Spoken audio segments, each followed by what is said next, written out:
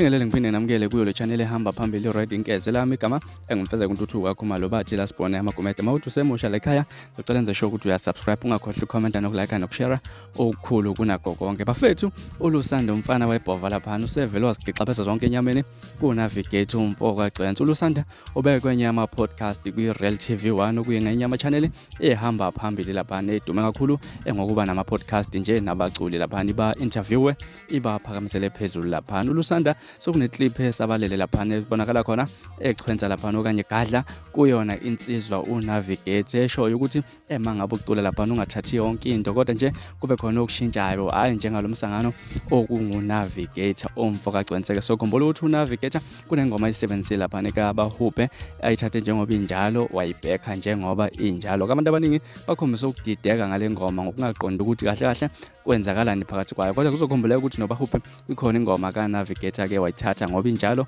wayibuyisela ngoba injalo okungenzeka ukuthi mhlambe unavigator umfoka Gcwensa naye bekade eziphindiselela ke ngokuthatha ingoma kabahubhe kodwa kasikho lapho ke sikwi video kalusanda le clip mawuthi mhlambe bungakayiboni kokusiza ukuthi usheshe uvakashele kwi Real TV1 uthole nje kabanzi yonke podcast kalusanda umfana webhova kodwa ke ngizokuthatha ngibeke kuyo le clip edlala isikhathi esincane uzwele ukuthi mangabe ngithi ulusanda ugadle kwinavigator ugadle wathini niphathe kahle nibe nosuku omnandi hambe no subscribe ningakhohlwa ucomment nokulike nokushare nibe nosuku omnandi ngithandako ushintshe yonke into ubeat hayi ukuthi mfethu uzoyithatha ingoma exactly the way engakhona njengale msangano le ethiwa obani